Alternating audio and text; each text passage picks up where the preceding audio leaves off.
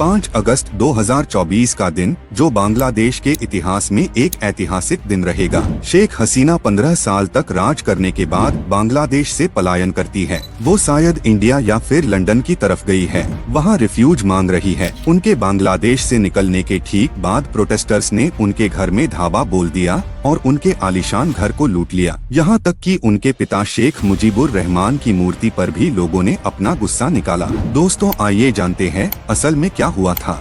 दोस्तों, बांग्लादेश में कई दिन से प्रोटेस्ट चल रहा था, जिससे बांग्लादेश की पुलिस और आर्मी स्टूडेंट्स के पीछे पड़ी हुई है। कहीं पुलिस की गाड़ी स्टूडेंट्स के ऊपर से गुजरती हुई दिखाई दी, तो कहीं हेलीकॉप्टर को यूनिवर्सिटी की छतों पर उतरता देखा गया। हजारों लाखों स्टूडेंट्स सड़कों पर प्रोटेस्ट करते दिखाई दिए। कहीं पर रैलियां निकाली गयी, तो कहीं प्रोटेस्ट मार्च। देखते ही देखते स्टूडेंट्स की प्रोटेस्ट इतनी फैल गई कि उन्होंने मजबूर होकर सड़कें, हाईवेज और रेलवे सिस्टम को भी ब्लॉक कर दिया।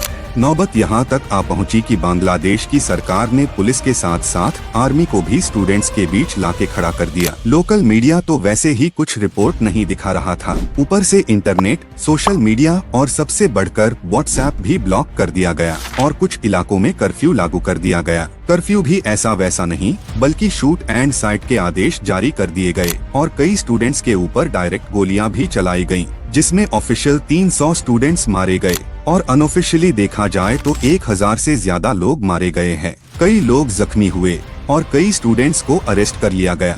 इस सब के साथ साथ इतने दिनों तक देश शटडाउन रहने की वजह से बांग्लादेश को $2 बिलियन से भी ज्यादा का नुकसान हो चुका है। इतना सब कुछ होने के बाद सबके मन में एक ही सवाल आ रहा होगा कि बांग्लादेश में आखिर ये सब क्या और क्यों हो रहा है। आइए शुरू से समझते हैं।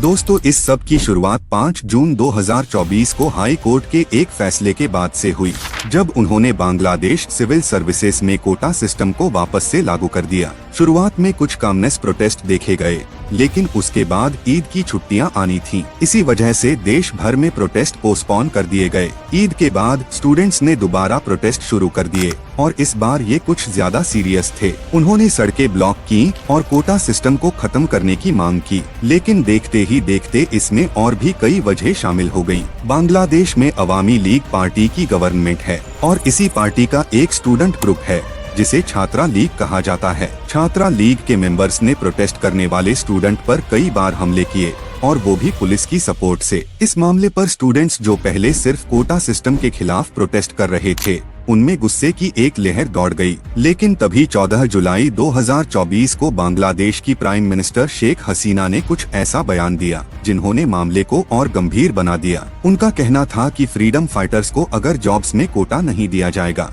तो क्या रजाकारों को दिया जाएगा। प्राइम मिनिस्टर के इस बयान ने आग में घी डालने का काम किया, लेकिन इस बयान की असली वैल्यू आपको तब समझ आएगी जब आपको फ्रीडम फाइटर्स और रजाकार के बारे में जानकारी होगी। जैसा कि आप जानते हैं कि 1971 से पहले बांग्लादेश पाकिस्तान का हिस्सा था। उस वक्त इसे ईस्ट पाकिस्तान कहा जाता था, जबकि आज के पाकिस्तान को वेस्ट पाकिस्तान कहा जाता था। ईस्ट और वेस्ट पाकिस्तान दोनों को इंडिया ने डिवाइड किया हुआ था। इन दोनों में फासला भी काफी ज्यादा था और दोनों के बीच रिलीजन को छोड़कर कई सारे डिफरेंसेस पाए जाते थे, जिसमें लैंग्वेज का फर्क सबसे बड़ा था। ईस्ट पाकिस्तान यानी कि बांग्लादेश में शेख मुजीबुर रहमान की जनता का काफी ज्यादा नाम था, जबकि वेस्ट पाकिस्तान में राजनीतिक पार्टियां मौजूद थीं। उस वक्त पाकिस्तान में मार्शल लॉ लगा हुआ था और जनरल याहिया खान, जो उस वक्त के चीफ मार्शल एडमिनिस्ट्रेटर थे, उनकी जिम्मेदारी थी पाकिस्तान में जनरल इलेक्शन कराने की।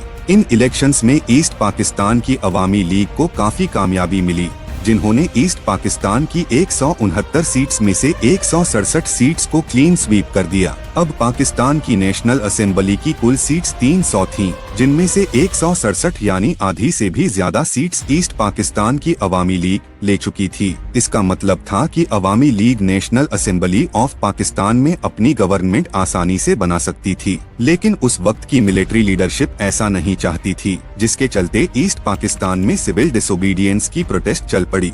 7 मार्च 1971 को शेख मुजीबुर रहमान ने अपनी स्पीच में पाकिस्तान से अलग होने का जताया और 23 मार्च को पहला बांग्लादेशी फ्लैग ईस्ट पाकिस्तान के काफी घरों पर लहराया गया। इसका नतीजा यह हुआ कि ईस्ट पाकिस्तान में एक मिलिट्री ऑपरेशन लॉन्च किया गया, जिसका मकसद पाकिस्तान को वेस्ट पाकिस्तान से अलग होने से रोकना था। बांग्लादेश की आजादी की यह जंग अगले 9 महीने तक चलती रही। जिसमें ईस्ट पाकिस्तान में मिलिट्री की कुछ यूनिट्स ने पाकिस्तान से अलग होकर आज़ादी पाने के लिए अपनी अलग फोर्स बना ली, जिसे बांग्लादेश फोर्सेस या फिर फ्रीडम फाइटर कहा जाता है। दूसरी तरफ बांग्लादेश में ही मौजूद वो ग्रुप जो वेस्ट पाकिस्तान को सपोर्ट करता था, उन्हें रजाकार कहा जाता है। इस जंग के आखिरी 2 हफ्तों में बांग्लादेश को इंडिया की सपोर्ट भी हासिल हो गई और इस तरह ईस्ट पाकिस्तान वेस्ट से अलग होकर बांग्लादेश बन गया। अब क्योंकि फ्रीडम फाइटर्स की मदद से ही बांग्लादेश आजाद हुआ था, तभी शेख मुजीबुर रहमान, जो कि बांग्लादेश के प्रेसिडेंट बन चुके थे,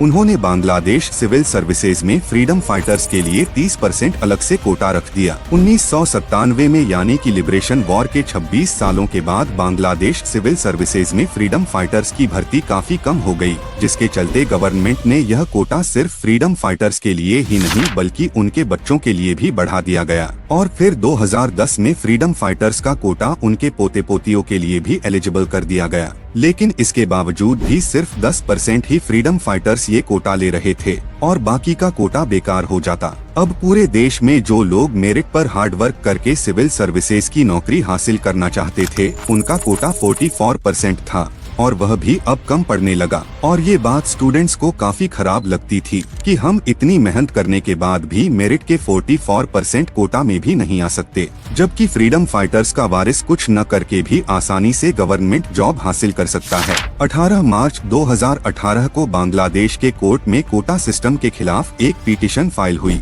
जिसे कोर्ट ने रिजेक्ट कर दिया। उस वक्त प्राइम मिनिस्टर शेख हसीना ने कहा कि वो पर्सनली फ्रीडम फाइटर्स के खानदान के लिए कोटा रखना चाहती है। इस पर स्टूडेंट्स ने कोटा सिस्टम के खिलाफ भरपूर प्रोटेस्ट किए। उनका कहना था कि या तो फ्रीडम फाइटर्स के बचे हुए कोटा को मेरिट वाले कोटा में मर्ज कर दिया जाए या फिर फ्रीडम फाइटर्स का कोटा कम किया जाए। इस पर प्राइम मिनिस्टर शेख हसीना ने एग्जीक्यूटिव ऑर्डर जारी किया और बांग्लादेश सिविल सर्विसेज में से कोटा सिस्टम ही खत्म कर दिया। अगले कुछ सालों तक खामोशी रही, लेकिन फिर अचानक 5 जून 2024 को बांग्लादेश के कोर्ट ने शेख हसीना का वो एग्जीक्यूटिव ऑर्डर कैंसिल करके कोटा सिस्टम को वापस से सुधार कर दिया गया और यहीं से दोबारा प्रोटेस्ट शुरू हो गए। जब हालात हद से ज्यादा बढ़ गए तब 21 जुलाई 2024 को सुप्रीम कोर्ट ऑफ बांग्लादेश ने कोटा सिस्टम में भारी बदलाव का ऑर्डर पास किया। उस ऑर्डर में 93% कोटा मेरिट के लिए दिया गया, जो कि पहले 44% था, और फ्रीडम फाइटर्स का कोटा जो पहले 30% था,